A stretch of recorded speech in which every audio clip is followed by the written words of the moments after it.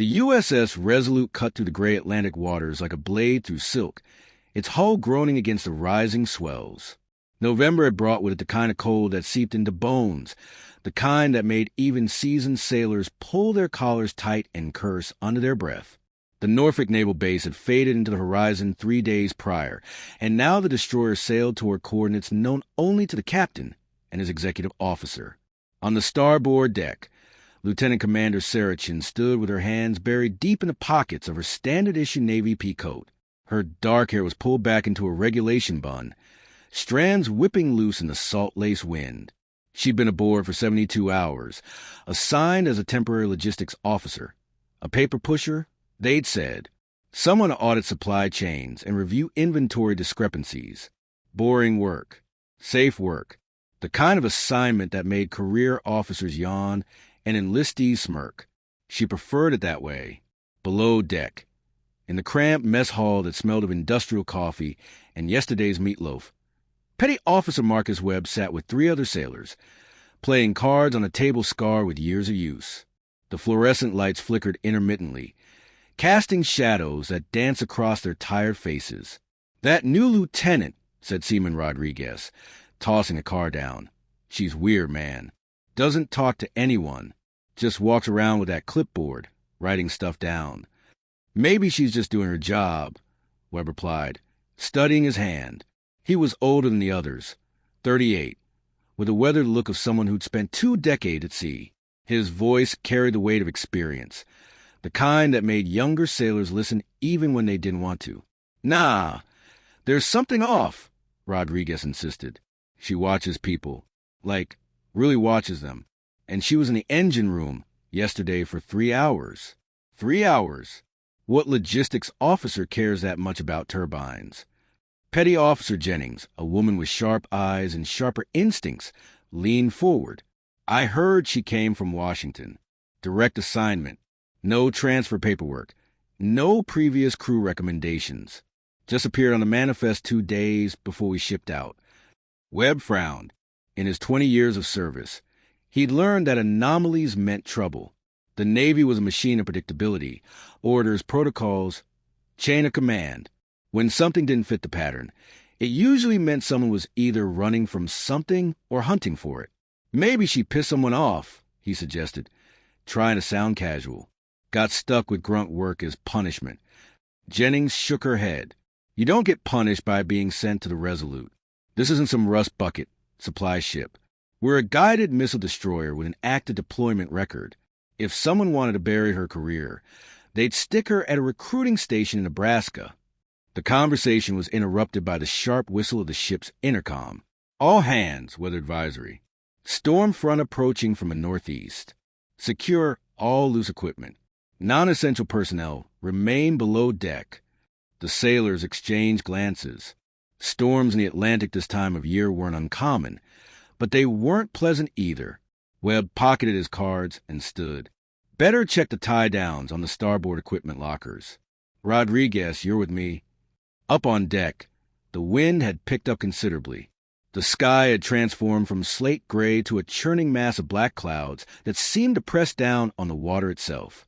Lieutenant Commander Chen remained at her position, seemingly oblivious to the deteriorating conditions.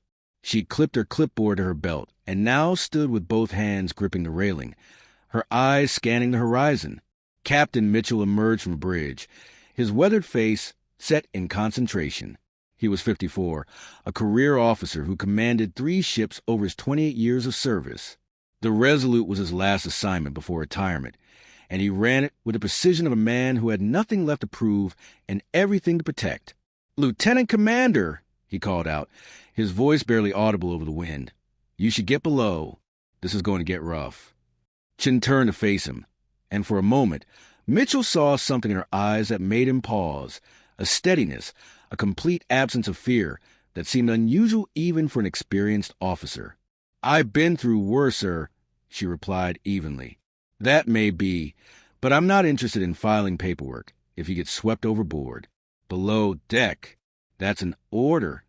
She nodded once, a gesture that seemed almost perfunctory, and began making her way toward the hatch. Mitchell watched her go, that same nagging feeling returning. the one that had been bothering him since she'd arrived. He commanded enough sailors to recognize when someone was performing a role rather than living it. Chen moved like someone trained for combat, not bureaucracy. Her situational awareness was too sharp. Her responses too measured. Logistics officers didn't carry themselves like special forces operators. But orders were orders, and as had been explicit. Accommodate Lieutenant Commander Sarah Chen, provide her with full access to ship operations, and ask no questions. The directive had come from Vice Admiral Patterson himself, a man Mitchell had served under a decade ago and respected deeply. If Patterson said to give Chen access and keep quiet, there was a reason. That didn't mean Mitchell had to like it. Below deck, Chen made her way through the narrow corridors, her boots echoing against the metal flooring. She'd mapped every inch of the ship over the past 3 days, memorized duty rotations, identified key personnel, observed behavioral patterns. The crew of the Resolute was competent but complacent, comfortable in their routines. It was exactly what she'd expected to find, and exactly what made them vulnerable. The Resolute had been selected for a reason. Over the past 18 months, 3 incidents had occurred across the Atlantic Fleet. Minor at first glance, but forming a pattern that had caught the attention of naval intelligence. Equipment failures that shouldn't have happened. Communication breakdowns during critical operations. Supply irregularities that suggested either incompetence or something more deliberate. The official investigations had found nothing. Standard procedure had been followed. Maintenance logs were clean. Personnel records showed no red flags. But someone high up the chain of command wasn't satisfied, and that's where the Iron Trident came in. Chen's hand unconsciously moved her chest, feeling through the thick fabric of her coat the weight of the pin concealed beneath. A small piece of metal shaped like a 3-pronged trident, rendered in blackened steel. Only 47 people in the entire United States Navy wore one, and their existence was known to fewer than 200 individuals worldwide. They were investigators, auditors, and when necessary, executioners of policy. They answered to no one except the Chief of Naval Operations, and their authority superseded rank, protocol, and politics. She'd worn hers for 6 years, ever since Afghanistan, ever since the incident that had marked her as someone capable of making impossible choices in impossible situations. The Iron Trident wasn't awarded. It was offered, and accepting it meant leaving behind any hope of a normal career, a normal life. Most days, Chen didn't regret it. Today, as the ship pitched beneath her feet and the storm began to hammer against the hull, she allowed herself a moment of doubt. She was hunting a ghost. Someone who'd managed to compromise Navy operations without leaving a trace. Someone smart enough to make sabotage look like bad luck. And she had a feeling that ghost was somewhere on this ship. The storm hit with the fury of a sledgehammer. Within an hour, the Resolute was being tossed like a toy in a bathtub, waves crashing over the bow with enough force to shake the entire superstructure. Emergency lighting had kicked in throughout most of the ship, bathing the corridors in an eerie red glow that made every shadow seem threatening. Chen had positioned herself in the CIC, Combat Information Center, ostensibly to observe emergency protocols. In reality, she was watching the crew under pressure, looking for the micro-expressions and behavioral anomalies that people revealed when they thought no one was paying attention. Commander Lisa Hartford, the executive officer, stood at the main display console, coordinating damage control teams with the calm efficiency of someone who'd done this 100 times before. She was 42, a Boston native with 15 years of service, and a reputation for being tough but fair. Chen had flagged her as someone worth watching, not because she was suspicious, but because people like Hartford tended to notice things others missed. Damage Control Team 3, report status on the port stabilizer. Hartford barked into her headset. The response came back crackling with static, but audible. Minor hydraulic leak, contained and bypassed. No immediate threat. Copy that. Team 2, I need eyes on the aft ammunition storage. We took a hard roll, and I want confirmation that nothing shifted. As Hartford coordinated the response, Chen noticed Lieutenant James Morrison at the communications station, his fingers flying across the keyboard with practiced ease. Morrison was 29, former Navy communications specialist who'd been with the Resolute for 8 months. His record was exemplary. Too exemplary, actually, Chen had learned to be suspicious of perfection. The ship lurched violently to starboard, and Chen grabbed the nearest support rail. Across the CIC, Morrison's coffee cup tipped over, sending liquid cascading across his workstation. He cursed and jumped back, but not before Chen saw something that made her pulse quicken, a flash of panic in his eyes that seemed disproportionate to spilled coffee. "Lieutenant! Secure that station!" Hartford snapped, noticing the mess. "Yes, ma'am. Sorry, ma'am." Morrison grabbed a towel and began frantically wiping down the equipment, his movements jerky and rushed. Chen filed the observation away. It might mean nothing, or it might mean everything. The intercom crackled to life. "All personnel, this is a captain. We're passing through the worst of it.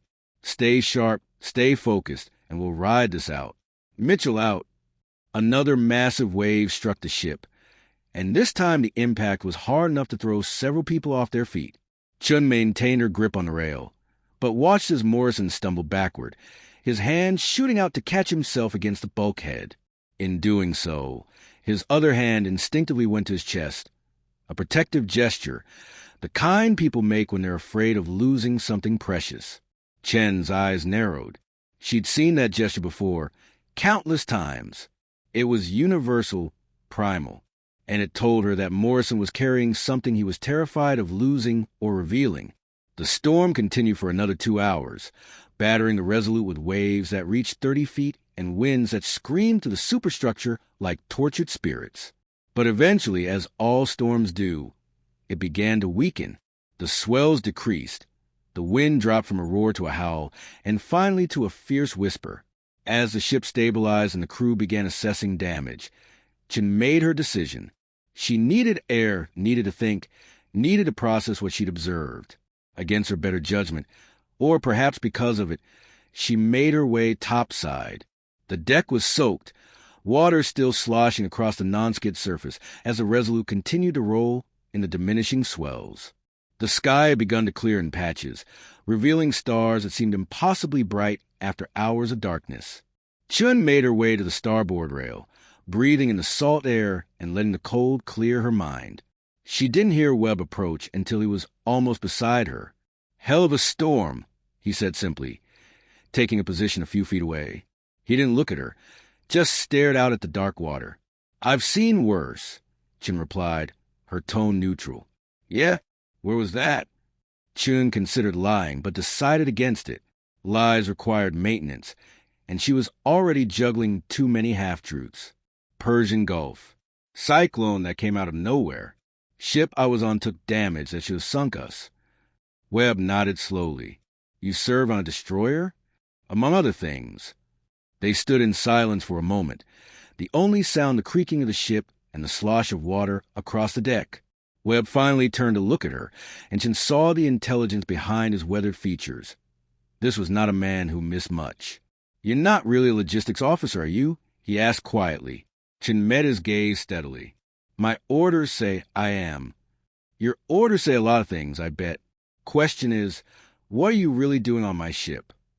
"Your ship?" Webb smiled, a tired expression that held no humor. "I've been on the Resolute longer than anyone except Captain Mitchell. I watched 3 crews cycle through, seen good sailors come and go. This ship may belong to the Navy, but in all the ways that matter, it's mine, and yours, and everyone else's who serves on it. So when someone shows up asking questions and watching people like she's waiting for them to slip up, I notice." Chin was about to respond when another gust of wind, a final remnant of the storm, swept across the deck with unexpected force. It caught her coat, whipping it open before she could grab it. For just a moment, perhaps 2 seconds, her uniform was visible, and pinned to her chest, catching the deck lights with a dull gleam, was the Iron Trident. Webb's eyes widened. He recognized it, not the symbol itself, perhaps, but the authority it represented. Chin saw understanding wash across his face, followed quickly by concern and a hint of fear. She quickly pulled her coat closed, but the damage was done. "Jesus Christ," Webb whispered. "Who are you?" Before Chun could answer, a shout came from the port side of the ship. "Man overboard! Man overboard port side!" Both Chun and Webb turned and sprinted toward the commotion. the revelation between them temporarily forgotten in the face of immediate crisis. But as they ran, Chen knew that everything had just changed. Her cover was blown, at least to one person, and in the close quarters of a Navy destroyer. Secrets had a way of spreading faster than wildfire. The real investigation was about to begin. The man overboard turned out to be Seaman Rodriguez, who'd been secured and pulled back aboard within minutes, cold, sputtering and embarrassed but unharmed. He'd violated protocol by being on deck during the tail end of the storm, trying to secure equipment that should have been left alone. Captain Mitchell confined him to quarters pending a formal reprimand, and the incident was logged and filed. But for Chen, the rescue operation provided an unexpected opportunity. In the chaos of ropes being thrown and sailors rushing positions, she'd observed the crew under genuine pressure. Not the rehearsed pressure drills, but the raw urgency of a life potentially being lost. And she'd seen something that confirmed her darkest suspicions. Lieutenant Morrison had been one of the last to respond to the emergency, and when he'd finally appeared on deck, his expression hadn't shown concern or urgency. It had shown relief.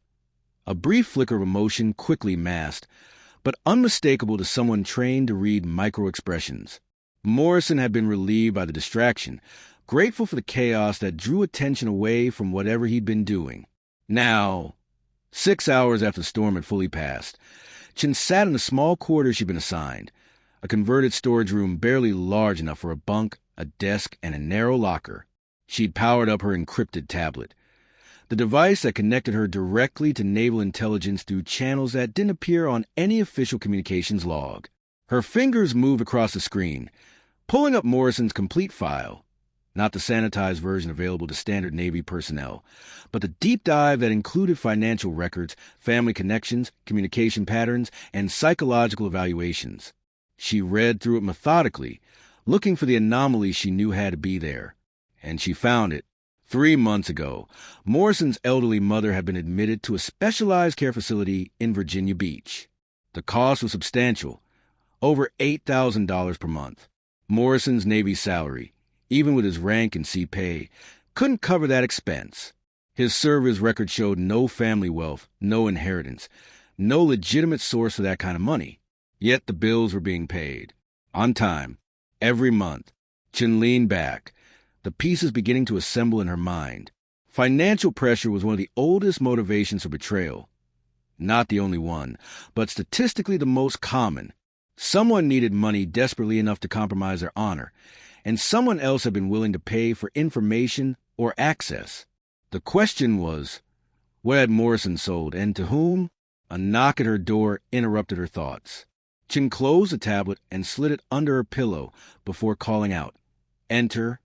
The door opened to reveal Petty Officer Webb, his expression carefully neutral but his body language tense. He stepped inside and closed the door behind him, the small space suddenly feeling even more cramped. "We need to talk," he said without preamble. "Do we?" Chen replied, her tone even. Webb crossed his arms. "I've kept my mouth shut for 6 hours, which I figure is about 5 hours longer than most people would manage. But I've been asking myself questions, and the answers I'm coming up with aren't making me happy." "What questions?" "Like why someone wearing an Iron Trident, and yes, I know what that is, would be pretending to be a logistics officer on my ship. Like what she's looking for. Like whether my crew is under investigation for something they didn't do." Chen studied him carefully. Webb wasn't panicking, wasn't angry.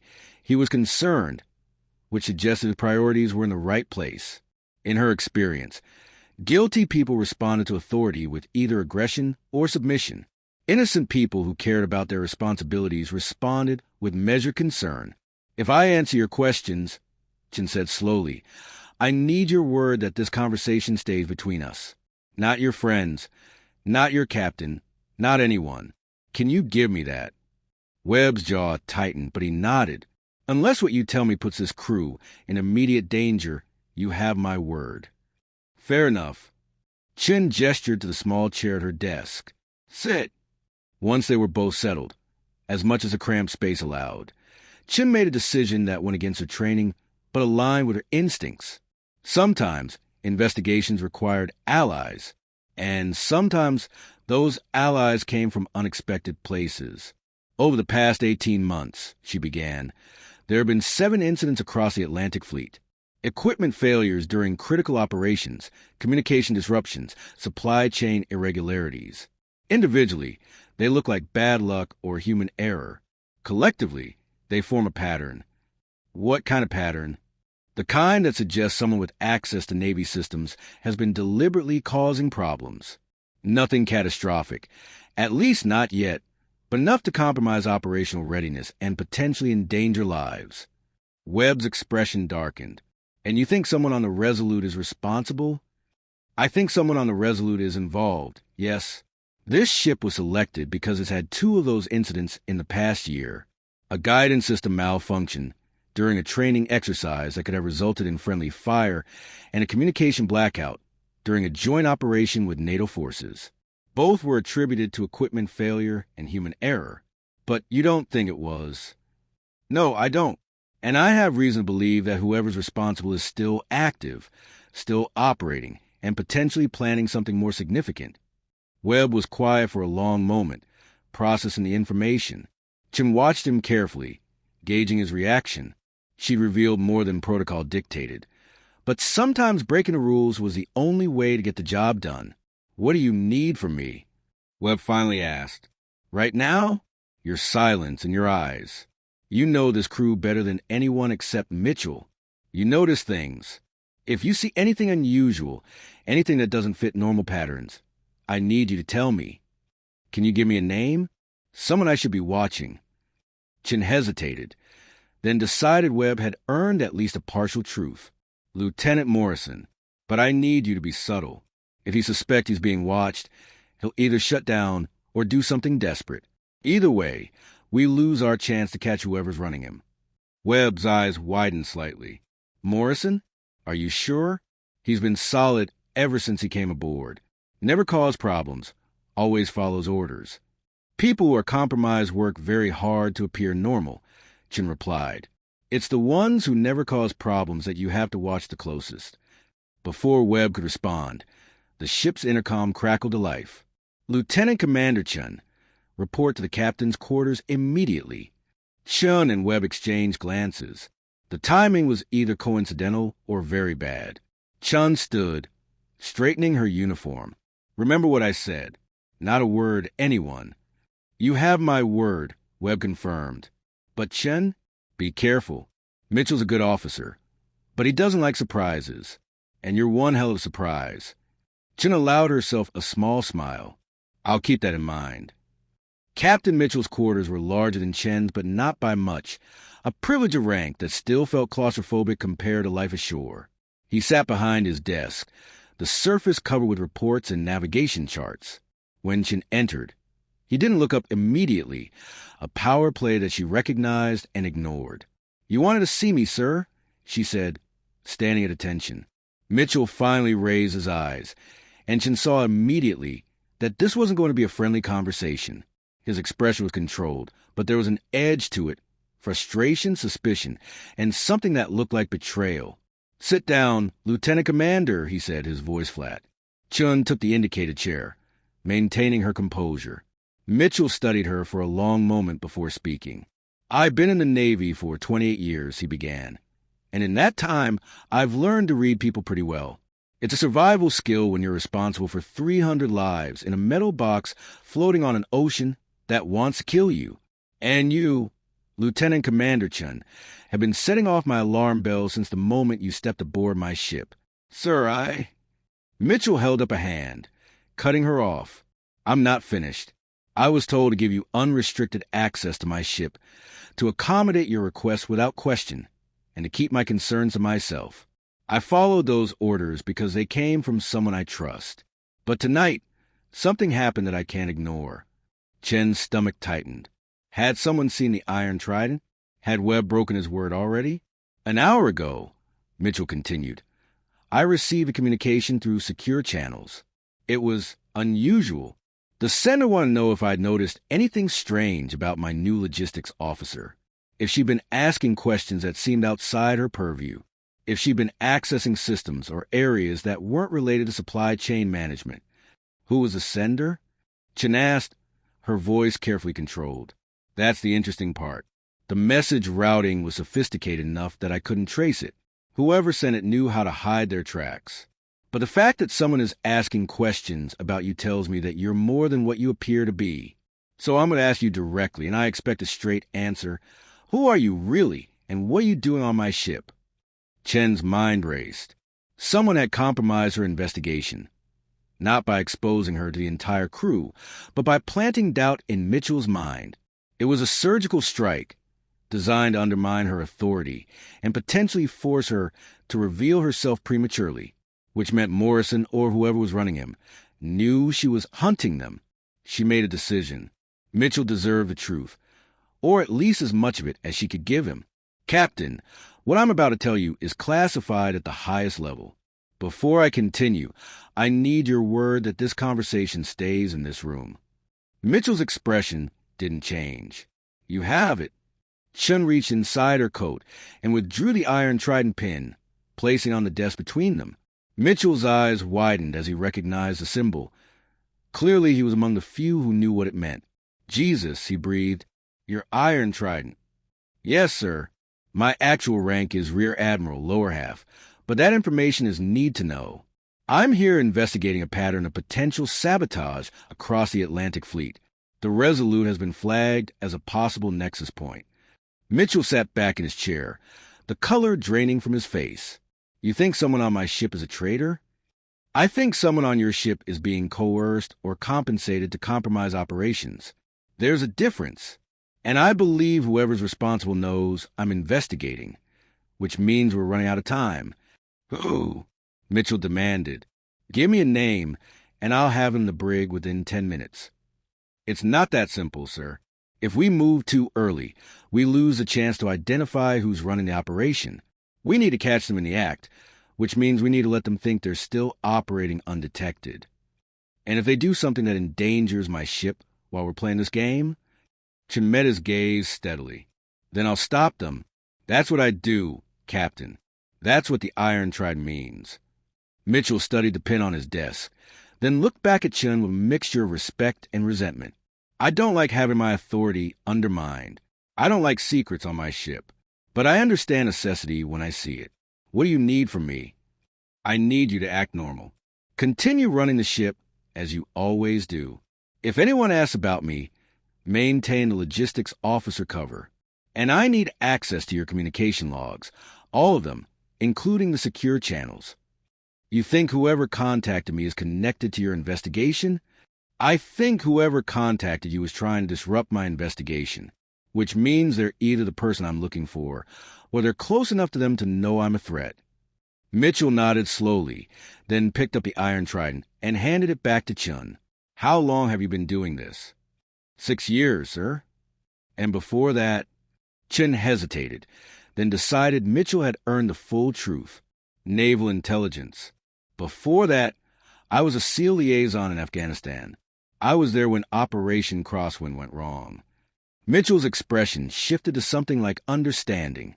Operation Crosswind had been classified, but rumors had circulated to the officer corps, a joint operation that had ended in disaster, with accusations of intelligence failures and betrayal flying in multiple directions. The official report had buried the details, but the whispers remained. I heard about that, Mitchell said quietly. I heard it was a nightmare. It was, and it taught me that threats don't always come from the enemy you can see. Sometimes they come from the people standing right beside you.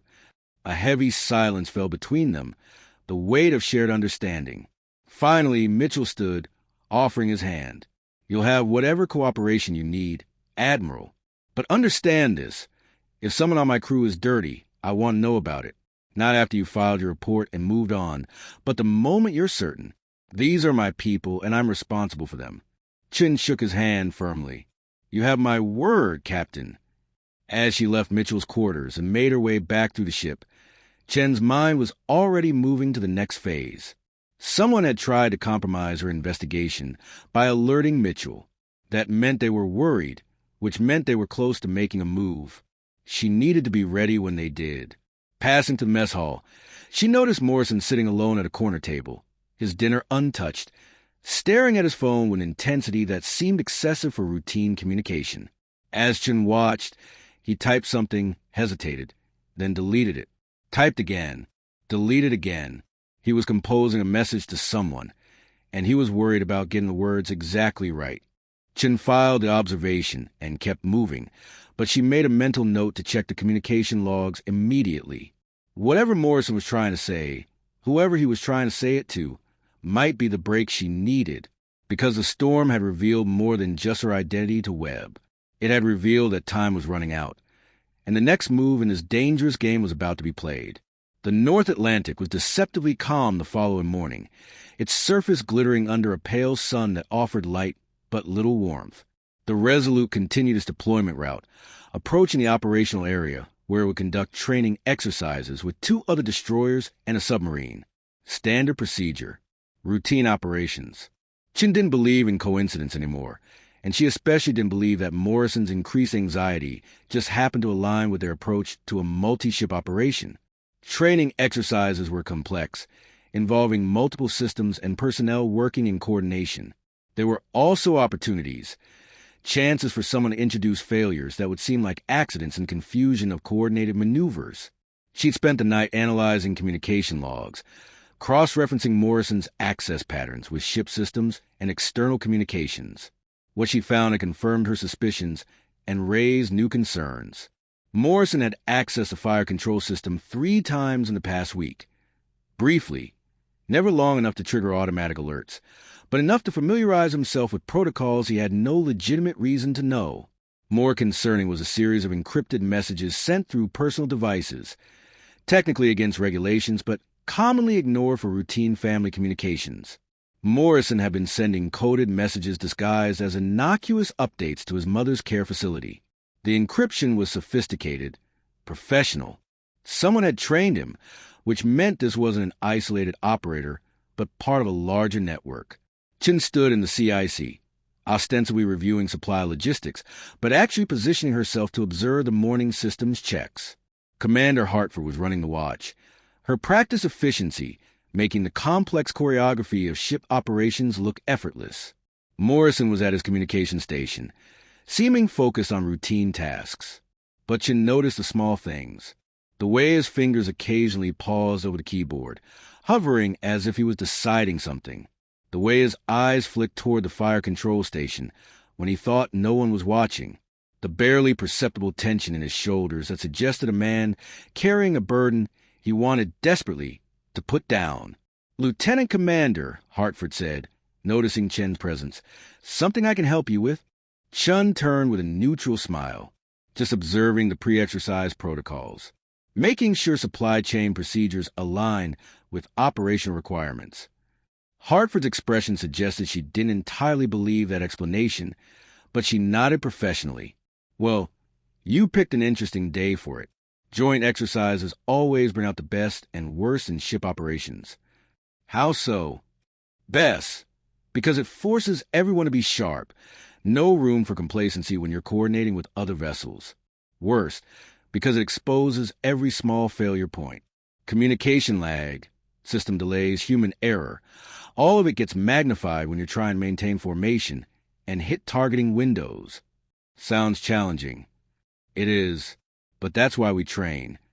Hartford's radio crackled with an update from the engine room, and she turned away to respond, leaving Chen to her observations. The morning progressed with the typical rhythm of pre-exercise preparation. External communications with the other ships in the operation, USS Fitzgerald and USS Porter, confirmed positions and timelines. The submarine, USS Albany, maintained radio silence as protocol dictated, its position known only to the exercise coordinators and the commanding officers. At 1,100 hours, Captain Mitchell's voice came over the intercom. "All hands," this is a captain, "will be commencing joint training exercises at 1,300 hours. All departments, report readiness status to the XO. Mitchell out." Chen watched Morrison's reaction carefully. He'd gone very still, his hands frozen over his keyboard. Then, with a deliberate breath, he resumed typing. Whatever he was planning, it would happen during the exercise. Maximum confusion, maximum opportunity for something to go wrong, without immediate attribution. She needed to act but carefully. If she moved too soon, she'd tip her hand without solid evidence. If she waited too long, people might die. The decision was made for her. When Webb appeared at her elbow, his voice barely above a whisper. "We need to talk. Now." Chen followed him out of the CIC and into a small maintenance corridor, a space rarely used except for accessing electrical panels. Webb looked deeply troubled, his usual calm demeanor fractured. "I did what you asked," he said quietly. "I watched Morrison, and I saw something." "What?" 20 minutes ago, I was doing routine checks on the starboard equipment lockers. Morrison came up on deck, said he needed air, but that wasn't what he was doing. He went to one of the external antenna rays and pulled out a device. Small thing, about the size of a pack of cigarettes. He looked at it, did something with it, then put it back. Chen's pulse quickened. "You're certain?" "Completely. I was behind a bulkhead. He didn't see me, but I saw him clearly. Whatever that device is, it's not standard Navy equipment. Can you show me exactly where?" Webb nodded. "But we need to be quick. He might go back to check on it." They moved through the ship with practiced efficiency, emerging onto the deck where the wind immediately caught at their clothing. Webb led Chen to the starboard side, near one of the communications arrays that bristled with antennas and equipment housings. "There," Webb said, pointing to an access panel that should have been secured with a padlock. "That panel." He opened it and reached inside. Chen examined the panel, without touching it. If there was a device inside, it might be booby-trapped or have sensors to detect tampering. She needed to think this through carefully. "I need to report this to Captain Mitchell," she said, "but I need you to stay here and watch. If Morrison or anyone else approaches this panel, I need to know immediately." "What do you think it is?" "If I'm right, it's a signal interceptor or jammer, something that can disrupt communications during the exercise. The question is whether it's meant to cause chaos or to cover something else." Webb's face paled. "You think he's planning to do more than disrupt communications?" "I think whoever's running Morrison has bigger plans than just causing embarrassment. I think they want to create an incident, something serious enough to undermine confidence in fleet operations, maybe cause an international incident if it involves the NATO vessels we're exercising with." "Jesus, we need to stop this." "We will, but we need to do it right, or we'll miss the bigger picture." Chen pulled out her encrypted tablet and began typing rapidly. "Stay here. Watch that panel. I'm getting Mitchell." She found the captain on the bridge, reviewing the exercise parameters with his senior officers. When he saw her expression, he immediately dismissed the others and gestured for her to follow him to his sea cabin, a small private space adjacent to the bridge. "What is it?" Mitchell demanded once they were alone. Chen quickly explained what Webb had discovered. Mitchell's expression grew darker with each word, his jaw tightening until Chen could see the muscles jumping. "That son of a bitch," he breathed. "How long has this been going on?" "I don't know, but whatever he's planning, it's going to happen during the exercise.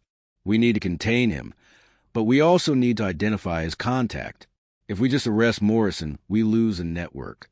And if we don't arrest him, he might sink my ship." "He won't. He needs a Resolute intact for whatever's planned. But we need to be smart about this." Mitchell was quiet for a moment, clearly wrestling with the competing priorities of immediate safety and larger strategic concerns. Finally, he nodded. "What's your plan?" "We let the exercise proceed, but we isolate Morrison from critical systems. I need you to assign someone you trust completely to shadow him. Not obviously, but close enough to stop him if he tries anything. Meanwhile, I'll monitor the device Webb found. If Morrison activates it or tries to retrieve it, we'll have our evidence. And if something goes wrong," Chen met his gaze steadily, "then I'll handle it. That's what you have me for." Mitchell studied her for a long moment, then nodded slowly. "All right, but understand this. If I see any indication that my ship or crew are in immediate danger, I'm aborting the exercise and putting Morrison in the brig. Your investigation will have to survive that." "Fair enough." They returned to the bridge, where Mitchell quietly ordered Webb to maintain his position near the communications array. He assigned Petty Officer Jennings, one of his most trusted personnel. to maintain casual surveillance of Morrison, with instructions to report any unusual behavior immediately. At 1,300 hours, the exercise began. The joint training operation was designed to test coordinated defensive responses against simulated missile threats and submarine attacks. The 3 destroyers would maintain formation while tracking and engaging virtual targets, their systems synchronized through data links that allowed real-time information sharing. The submarine would play the role of aggressor, attempting to penetrate the defensive perimeter without being detected. It was complex, demanding, and exactly the kind of operation where a small failure could cascade into something catastrophic. Chen positioned herself in the CIC, watching the main displays as the Resolute and its partner ships moved into formation. Morrison was at his station, appearing focused on his duties. But Chen could see the tension in his posture, the way his eyes kept flicking to the chronometer on his console. He was waiting for something. A specific time, a specific moment. Contact bearing 270, range 12,000 yards. One of the radar operators called out, designating track 213, probable submarine. Confirmed. Hartford responded. Update data link. Coordinate with Fitzgerald for triangulation. The CIC filled with the controlled chaos of coordinated operations. Officers called out positions and updates. Computers processed incoming data. And the main display showed a constantly shifting tactical picture. It was exactly the kind of environment where someone could take action without being immediately noticed. Chen's tablet buzzed with a message from Webb. Morrison made a move toward the deck, but was intercepted by Jennings. Turn back. Device still in place. So Morrison had tried to reach the device but had been blocked. That suggested whatever he'd planned required him to physically activate it, which meant Chen still had time. But not much. Simulated missile launch detected. Another operator called. Multiple tracks. Bearing 090. Estimated time to intercept 4 minutes. Understood. Fire control. Prepare countermeasures. Coordinate defensive response with task force. Morrison's hands moved across his keyboard, and Chen saw him type a series of commands. On the surface, they appeared to be routine communication protocols. But Chen had memorized the standard command sequences, and what Morrison was entering didn't match. He was attempting to input code into the fire control system. Chen moved quickly, crossing the CIC in 3 strides. "Lieutenant Morrison," she said sharply, "step away from your station." Morrison's head snapped up, his face going pale. "Ma'am, I'm in the middle of—" "Now, Lieutenant, that's an order." The CIC went quiet, multiple officers turning to see what was happening. Morrison stood slowly, his hands raised slightly as if to show he wasn't a threat. But his eyes were calculating, looking for options. "Commander Hartford," Chen said, not taking her eyes off Morrison, "I need you to isolate the communication station from all other systems." "Do it now." Hartford hesitated for only a moment before moving to comply. "Isolating comm station." "Captain, I need authorization to—" "Do it." Mitchell's voice came over the internal comm. "Execute the Admiral's orders." The use of Chen's real rank sent a shockwave through the CIC. Officers exchanged glances, confusion evident on their faces. Morrison's expression shifted from panic to resignation. "Your Iron Trident," he said quietly. It wasn't a question. "Yes, and you're under arrest for sabotage and conspiracy to compromise United States naval operations. Do you want to do this the easy way or the hard way, Lieutenant?" Morrison's shoulders sagged, the fight draining out of him. "The easy way. I'm done running." As 2 security personnel appeared to take Morrison into custody, Chen turned to Hartford. "I need a full diagnostic on all systems Morrison accessed. Look for any code insertions, particularly in fire control and communications. And someone needs to retrieve the device from the starboard antenna array. Carefully. Treat it as potentially dangerous." "Aye, ma'am," Hartford responded, still looking shell-shocked. Mitchell's voice came over the comm again. "All ships, this is Resolute Actual. We have a developing situation, and are temporarily suspending exercise participation. Maintain current positions, and stand by for updates." As Morrison was led away, Chen caught his eye. "Who are you working for, Lieutenant?" Morrison shook his head slowly. It doesn't matter. This is bigger than you think. Bigger than the Navy. And stopping me won't stop what's coming. We'll see about that. But as Morrison was escorted out of the CIC, Chen felt a chill that had nothing to do with the ship's ventilation. Morrison's words hadn't been the desperate threats of a caught criminal. They'd been a warning. And warnings, in Chen's experience, usually meant the real danger was still ahead. She pulled out her encrypted tablet and began typing a priority message to Naval Intelligence. They'd caught Morrison, but the investigation was far from over. In fact, Chen had a sinking feeling it was just beginning. The brig aboard the USS Resolute was a small, austere space. 2 cells separated by reinforced bars, designed more for temporary detention than long-term incarceration. Lieutenant James Morrison sat on the narrow bunk in the first cell, his head in his hands, the weight of his decisions finally crushing down on him with the force of the ocean pressing against the hull. Chen stood outside the cell, watching him with the practiced patience of someone who conducted hundreds of interrogations. Captain Mitchell stood beside her, his arms crossed, his expression a mixture of anger and profound disappointment. Behind them, Commander Hartford maintained a position near the door, her presence both witness and security. "You ready to talk?" Chen asked, her voice neutral. Morrison looked up, his eyes red-rimmed but clear. He'd had 3 hours to think since his arrest, 3 hours to contemplate the wreckage of his career and the consequences of his choices. Whatever resolve had sustained him through months of deception had finally crumbled.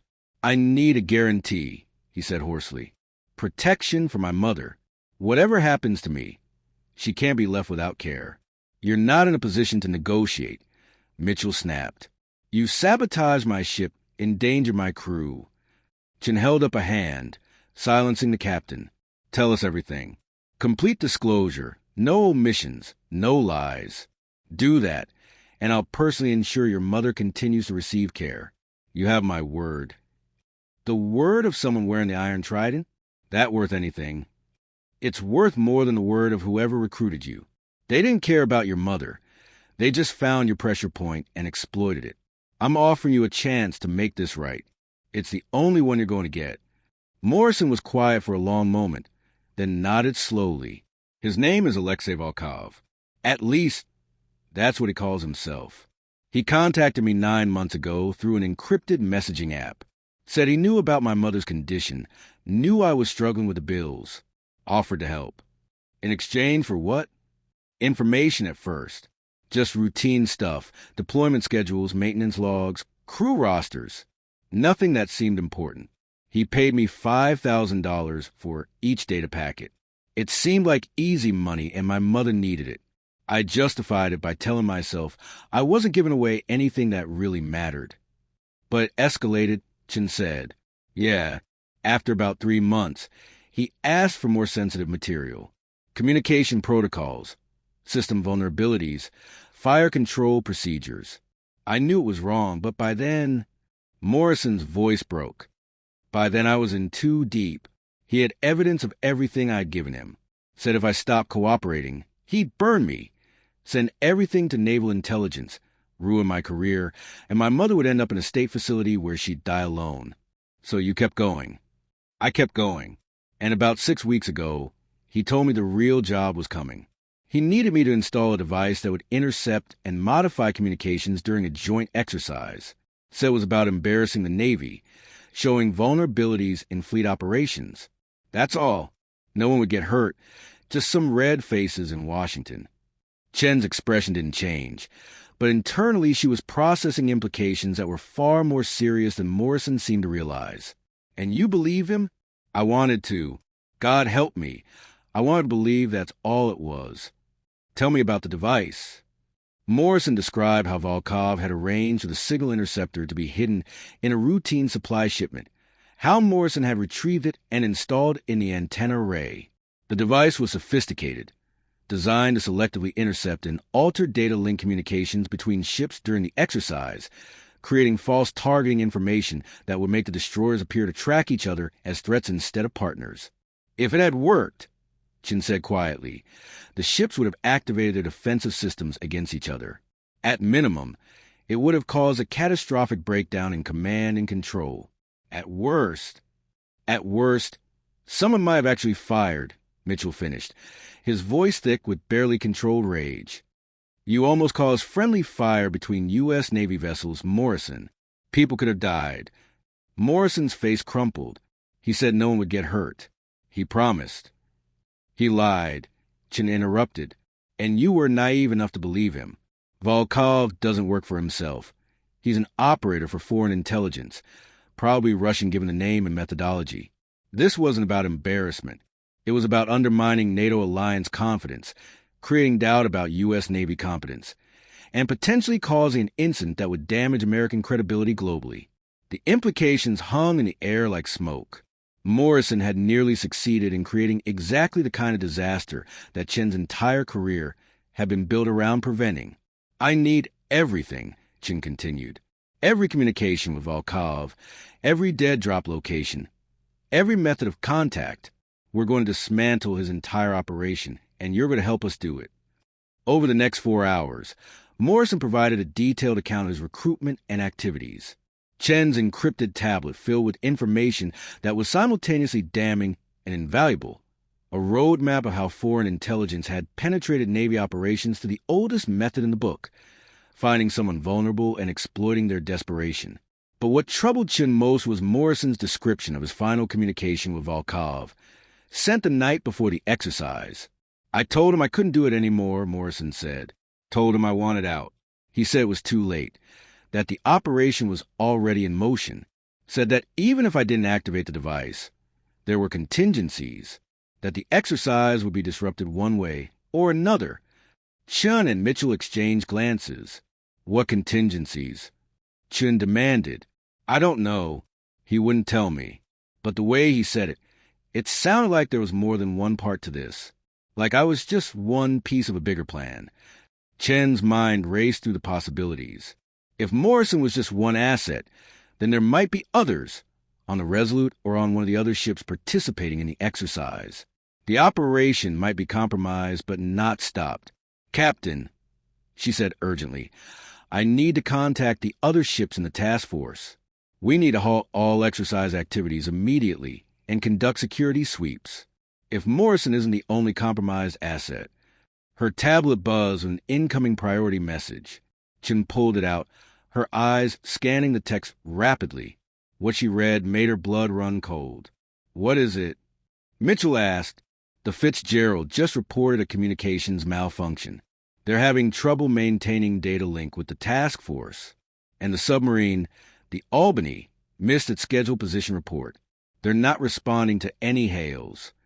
Hartford spoke up from her position by the door. That could be normal radio silence protocols. No, Chen interrupted. Submarines maintain scheduled reports during exercises, specifically to prevent confusion. If the Albany has gone silent outside of protocol, it means something's wrong. Mitchell's expression hardened with decision. Hartford, sound general quarters. I want this ship at full combat readiness. Contact Porter and Fitzgerald. Coordinate immediate security sweeps of all critical systems. And get me a direct line to Task Force Command. We're aborting this exercise. As Hartford moved to execute the orders, the ship's alarm began blaring, a harsh, penetrating sound that signaled the crew to battle stations. Chun felt the familiar rush of adrenaline that came with crisis response, her training taking over. Morrison, she said sharply, did Volkov ever mention the submarine? Anything about targeting the Albany specifically? Morrison shook his head frantically. No, nothing about the submarine. Just the surface ships. Just a data link disruption. I swear that's all I knew about. But Chen's instincts were screaming that something larger was in motion. Foreign intelligence operations rarely relied on single points of failure. They built redundancy, created multiple avenues for success. If Morrison had been caught before activating his device, the enemy would have anticipated that possibility and planned accordingly. She turned to Mitchell. Captain, I need access to the full tactical picture. Real-time positions of all vessels in the exercise area, particularly the Albany. They moved quickly to the CIC, where the crew was already at their battle stations. The main display showed the positions of the 3 destroyers maintaining their formation pattern. but where the Albany should have been, a zone approximately 15 miles northeast of the surface vessels. There was no contact. Sonar report, Mitchell commanded. Sir, we had intermittent passive contact on the Albany about 20 minutes ago, but we've lost her. Could be a thermocline layer interfering with tracking, or she could have gone deep and quiet. Or she could be in trouble, Chen added. Captain, I recommend we break formation and conduct an active search. If the Albany has been compromised. Her tablet buzzed again, this time with a message that made her heart sink. It was from Naval Intelligence, Priority Alpha Classification. Captain, I need to speak with you privately. Now! Mitchell saw her expression and immediately nodded. They moved to his sea cabin, leaving Hartford to manage the CIC. Once the door was closed, Chen turned her tablet so Mitchell could read the message. The intelligence was devastating in its simplicity. The Albany had reported a possible security breach 3 days before the exercise, a crew member who'd shown signs of being compromised. The investigation had been ongoing, classified, and hadn't been shared with the surface vessels to avoid compromising the exercise schedule. Now that crew member was the Albany's communications officer, and the submarine had missed its position report exactly when a compromised asset would have maximum opportunity to cause damage. They think someone on the submarine might try to create an incident, Mitchell said, reading the implications. What kind of incident? The worst kind. A submarine at periscope depth, simulating an attack run on surface vessels during an exercise, with someone able to manipulate communications and possibly fire control. They could actually launch weapons before anyone realized it wasn't part of the simulation. Mitchell's face went ashen. You're saying the Albany might actually fire on us? I'm saying we can't rule it out. If their communications officer is working with Volkov's network, if they've compromised the submarine systems the way Morrison compromised ours, then yes, they could turn a training exercise into an actual attack. And because it's happening during a scheduled exercise with weapon systems active, by the time anyone realized it was real and not simulated, torpedoes could already be in the water. Jesus Christ. Mitchell moved to the intercom. Hartford, this is a captain. Initiate defensive tracking protocols. Treat all contacts as potentially hostile. I want active sonar, full spectrum scanning, and weapon systems to standby status. This is not a drill. Sir, Hartford's voice carried confusion and concern. Execute the order, Commander. I'll explain when I can. Mitchell out. He turned back to Chen. What else? We need to warn the other destroyers without using normal communications channels. If Volkov's network has the capability Morrison described, they might be monitoring all our transmissions. We need to use old-school methods, signal lamps, close-range directional comms, anything they can't intercept. Agreed. I'll have my signal men coordinate with Porter and Fitzgerald. What about the Albany? If they have gone rogue, how do we stop them without potentially killing American sailors? It was the question Chen had been dreading. A submarine at combat depth was nearly impossible to track effectively, and if it was being operated by a compromised crew, conventional protocols wouldn't apply. They couldn't simply order the Albany to surface. The compromised personnel would ignore the command, and if they attempted to force the issue with weapons, they risked killing innocent crew members who might not even know their ship had been turned against them.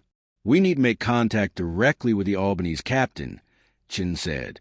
There are emergency protocols for situations where standard communications are compromised. Underwater telephone, ELF transmissions. Anything that bypasses the normal comm systems. If we can reach Captain Morrison... Wait, Mitchell interrupted. The Albany's captain is also named Morrison? Chen nodded grimly. Yes, no relation to our Lieutenant Morrison, just unfortunate coincidence. Captain Stephen Morrison, 20-year veteran, exemplary record. If we can reach him directly and warn him that he may have a compromised crew member, he can take internal action to secure his ship. And if we can't reach him, then we have to assume the worst and prepare to defend ourselves against an American submarine. The enormity of that statement settled over them like a weight. The idea that they might have to take defensive action against their own forces, that foreign intelligence had successfully turned American weapons against American personnel, was almost too terrible to contemplate. But Chen had learned long ago that contemplating the terrible was part of the job. Back in the CIC, the tactical situation was rapidly deteriorating. The Fitzgerald had confirmed they were also experiencing communication anomalies.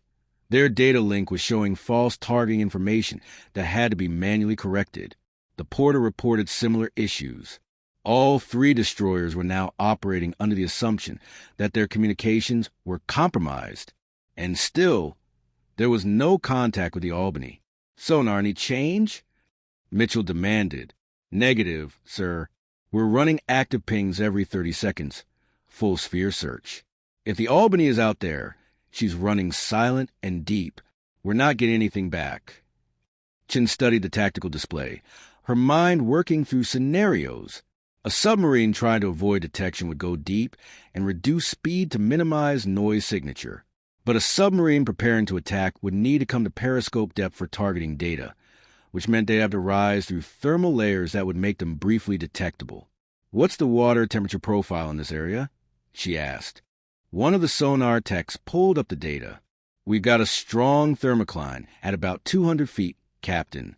Below that, temperature drops significantly. Creates a good sound shadow for anything running deep. So if the Albany is below the thermocline, we wouldn't hear her even if she was moving?" "Not easily, no ma'am."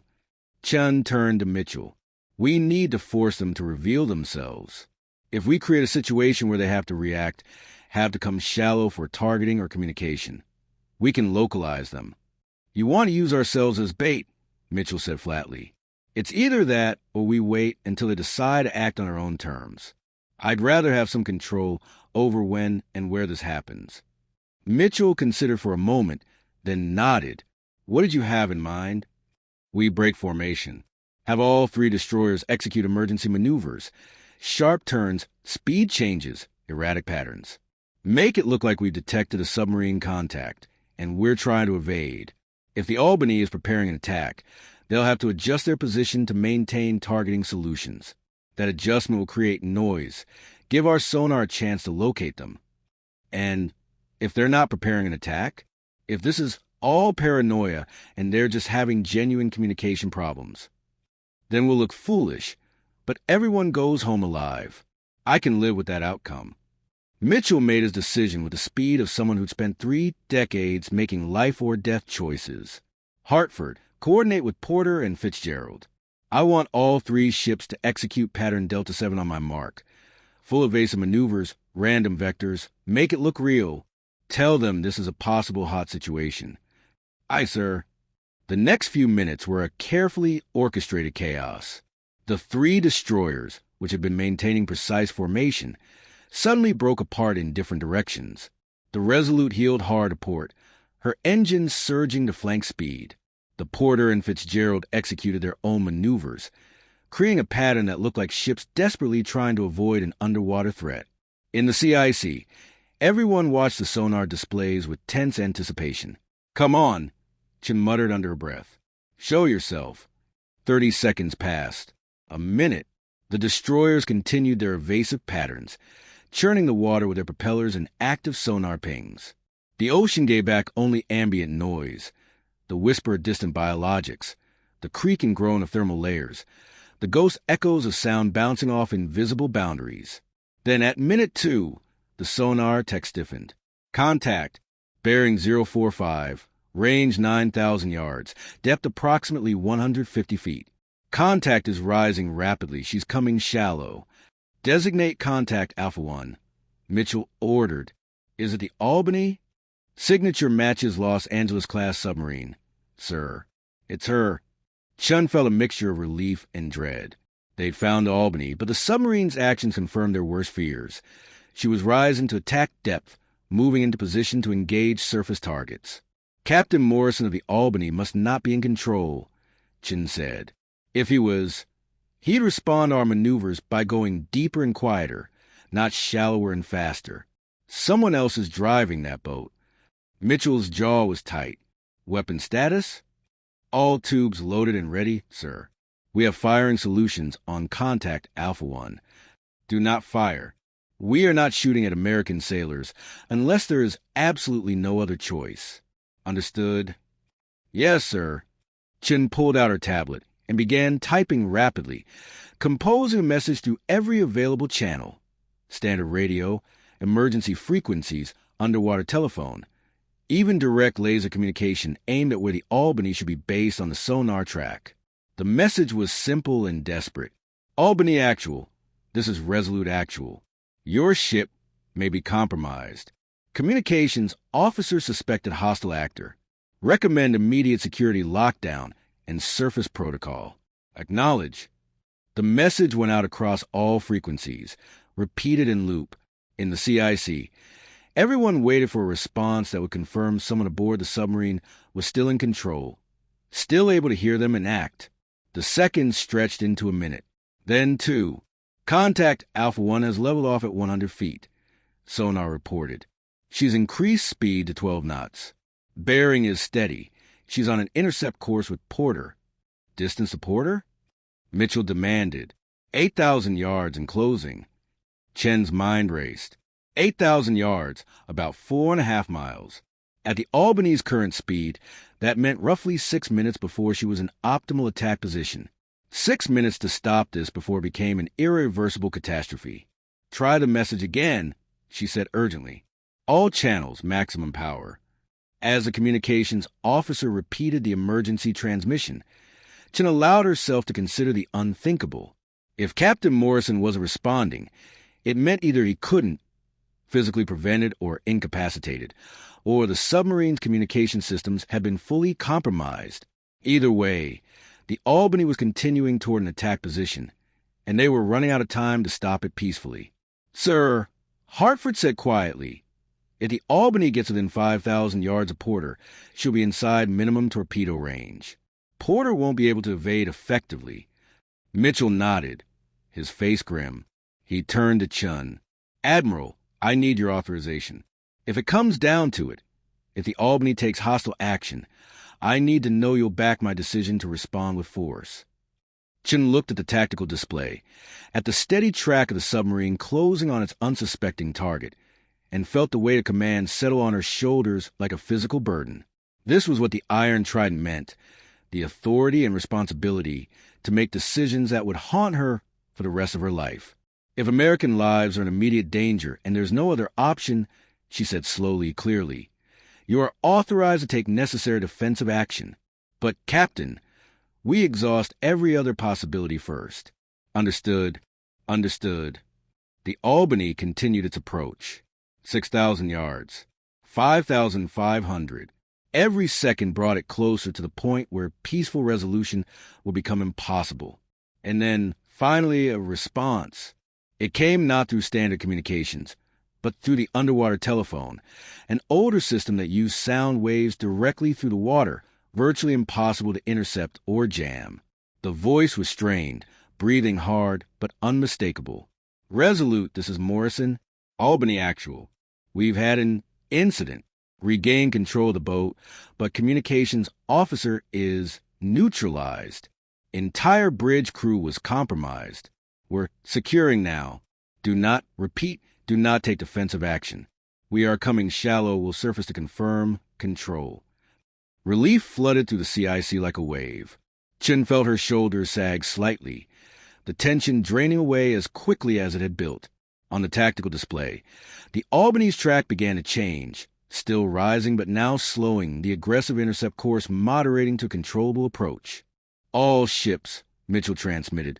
Contact Alpha 1 has been confirmed friendly. Albany is surfacing under controlled conditions. Maintain defensive posture, but hold all weapons. Acknowledge. The acknowledgments came back quickly from Porter and Fitzgerald, the relief evident even in the professional military communications. Chen activated her encrypted tablet again, this time sending a priority message to Naval Intelligence. Primary threat neutralized. Multiple compromised assets identified and secured. Request immediate support for investigation and crew security sweeps. Situation contained, but network likely extends beyond immediate operational area. The response came back within 30 seconds. Understood. Extraction team and CI investigators en route. Maintain security lockdown until arrival. Excellent work, Admiral. Chen closed the tablet and looked at Mitchell. who was visibly shaking with the aftermath of adrenaline and stress. "Your ship saved American lives today, Captain. Your crew performed brilliantly under impossible circumstances." Mitchell managed a weak smile. "My crew didn't do it alone. You pushed this investigation when it would have been easier to wait, to gather more evidence, to play it safe. If you'd done that, the Albany might have actually fired on Porter. So thank you, Admiral. Thank you for being willing to act. It's what I'm trained for. Though I have to admit, I prefer the investigations that don't end with submarines trying to torpedo destroyers. That makes two of us." Over the next 12 hours, as the Resolute and the rest of the task force secured the area and waited for the arrival of naval intelligence investigators, the full scope of Volkov's operation became clear. Captain Morrison of the Albany provided a detailed account of what had happened aboard his submarine. The communications officer, Lieutenant Marcus Chen, no relation to Admiral Chen, had been recruited 6 months prior using the same methods as Lieutenant Morrison on the Resolute. Identify vulnerability, offer financial assistance, gradually escalate demands until the target was completely compromised. Chen had managed to recruit 2 other junior officers on the Albany, creating a cell that controlled communications, navigation, and weapon systems. During the exercise, they'd attempted a coordinated takeover, isolating the captain and senior officers while transmitting false position reports and preparing to launch torpedoes at the surface vessels. The plan had nearly succeeded.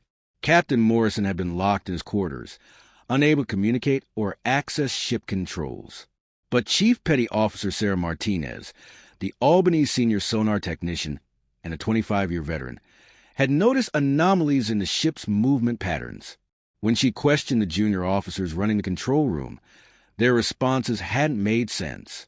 She'd raised the alarm, and in the confrontation that followed, loyal crew members had managed to retake control of the submarine, but not before significant damage had been done to internal communication systems. It was only through the old underwater telephone system, one the compromised officers hadn't thought to disable, that Captain Morrison had been able to communicate with the surface ships. 3 officers, Admiral Chen said, reviewing the reports in Captain Mitchell's sea cabin. 3 people working in coordination, and they almost pulled it off. "Almost is the word that matters," Mitchell replied. "They didn't, because you saw the pattern, because you pushed the investigation, because you were willing to trust your instincts even when the evidence was thin. And because people like Webb and Martinez were paying attention. This wasn't about me being brilliant. It was about good sailors doing their jobs and staying alert. Maybe, but you were the one who connected the dots. You were the one who had the authority to act decisively when it mattered."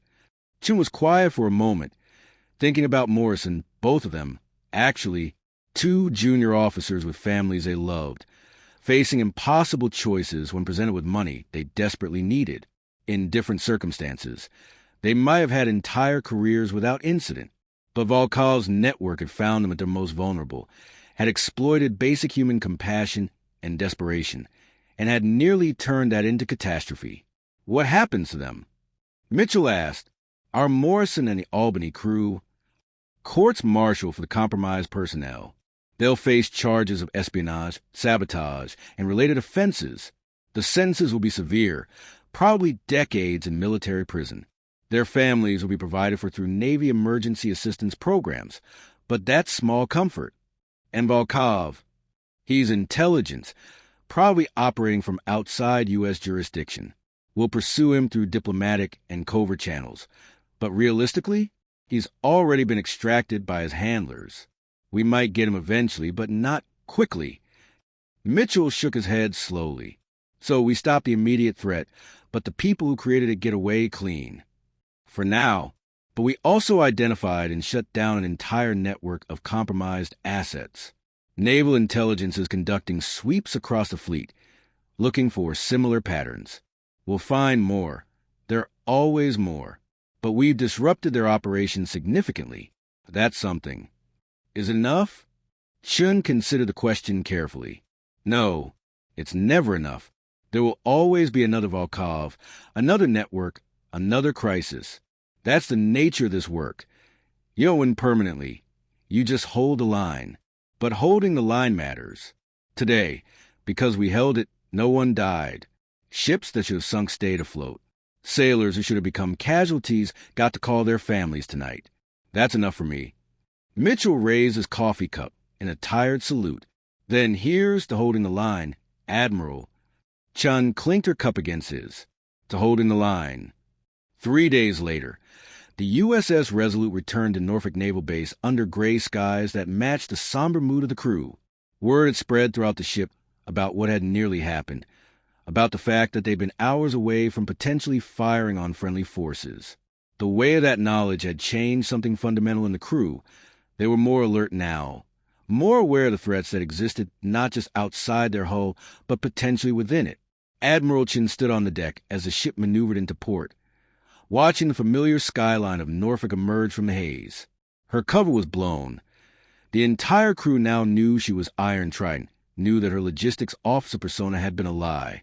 But surprisingly, that seemed to have earned her more respect rather than less. Sailors nodded to her in passageways. Officers sought her out for advice. She'd proven herself as someone willing to put everything on the line to protect them. And in the Navy, that currency was worth more than rank or position. Petty Officer Webb appeared beside her, much as he had during that first conversation, when the storm had blown her coat open and revealed her true identity. "Headed back to Washington?" he asked. "Eventually. Need to debrief with Naval Intelligence first, file formal reports, probably testify at the courts-martial. But after that, yes, Washington, and then whatever assignment comes next. You can tell us? Next time someone wearing a trident shows up?" Chen smiled. "What do you think?" Webb chuckled. "Yeah, didn't figure. But for what it's worth, Admiral, I'm glad it was you. Glad someone was paying attention." "You were paying attention too, Webb. You saw Morrison at the antenna array. If you hadn't noticed that, if you hadn't reported it, things would have gone very differently. You saved lives. Just doing my job." "Exactly. That's what saved us. People doing their jobs, staying alert, trusting their instincts when something didn't feel right. That's the real defense against operations like Volkov's network. Not fancy technology or classified programs, but good sailors who pay attention." Webb nodded slowly. "Guess that means I need to keep paying attention. Always. Because there will always be another threat, another crisis, another person like Morrison who gets trapped into making terrible choices. The fight doesn't end. We just win individual battles." Sound exhausting. It is, but it's also important. Someone has to hold the line. As the Resolute completed its docking procedures and the crew began the process of securing the ship, Chen allowed herself a moment of reflection. The investigation had been successful, the threat neutralized, the network disrupted, lives saved. By any objective measure, it was a win. But as she looked at the faces of the crew moving about their duties, she saw the cost of that win. These sailors would never again have the luxury of complete trust, the comfort of assuming that everyone around them shared the same loyalty. They'd learned that threats could come from within, that the uniform wasn't always a guarantee of reliability. It was a hard lesson, one that Chen herself had learned years ago in Afghanistan. The loss of innocence was the price of awareness, and awareness was necessary for survival. She thought about Morrison, Lieutenant Morrison, whose life was effectively over, whose mother would now have to survive without his support while he spent decades in a military prison. She thought about Lieutenant Chen from the Albany and the other compromised officers who'd made similar choices. They weren't evil people. They were desperate people who'd been exploited by someone who understood how to turn desperation into betrayal. It didn't excuse what they'd done, but it explained it. And explanations matter when you were trying to prevent the next operation, the next recruitment, the next crisis. Her encrypted tablet buzzed with a new message. Chen pulled it out, reading the brief text. Report to CNO's office upon return to D.C. Time-sensitive assignment requires your immediate attention. Details classified. Admiral Patterson. Chen closed the tablet and slipped it back into her pocket. Another assignment. Another crisis. Another chance to hold the line against threats that most people would never know existed. It was what she'd signed up for when she'd accepted the Iron Trident, when she'd agreed to leave behind any hope of a normal career or normal life. Some days, she wondered if it was worth it. Today, watching the crew of the Resolute safe and whole, preparing to reunite with their families on the dock. She knew it was. Captain Mitchell appeared at her side, his weathered face creased with a tired smile. "The crew wanted me to tell you something. Admiral. They wanted you to know that you're welcome back on this ship anytime. That if you need anything, ever, you just have to ask. The Resolute takes care of its own." Chen felt unexpected emotion catching her throat. "Tell them I'm honored, and tell them to stay sharp. The world is a dangerous place, and it needs sailors like them standing watch." "I will. Fair winds and following seas, Admiral. Fair winds, Captain." As Chen walked down the gangway and onto the dock, the gray Atlantic wind tugging at her coat, she allowed herself one last look back at the USS Resolute, the ship that had nearly been destroyed by internal sabotage, saved by the alertness and courage of its crew, the ship that had become, for a brief time, the center of a crisis that could have shaken the foundations of the United States Navy, but didn't, because someone had been paying attention, because someone had been willing to ask hard questions and make difficult choices, because when the wind had blown her coat open and revealed the Iron Trident, the real investigation had begun, and because when it mattered most, good people had chosen to stand together against a threat they barely understood. That, Admiral Sarah Chen thought as she walked toward her waiting car, was worth remembering. In a world of shadows and deception, where trust was a luxury and paranoia was survival, the simple truth remained. Most people were still good, still loyal, still willing to hold a line when it mattered. You just had to give them the chance. The car door closed behind her, and Chen allowed herself a rare moment of satisfaction. The mission was complete. The threat was contained. And somewhere out there, sailors were going home to their families, unaware of how close they had come to disaster. That was how it should be. The people who wore the Iron Trident didn't do it for recognition or glory. They did it so that others could sleep soundly, could trust their shipmates, could believe in the institutions that protected them. They held the line in the darkness, so others could live in the light. And tomorrow, Chen would do it all over again, because that's what the Iron Trident meant.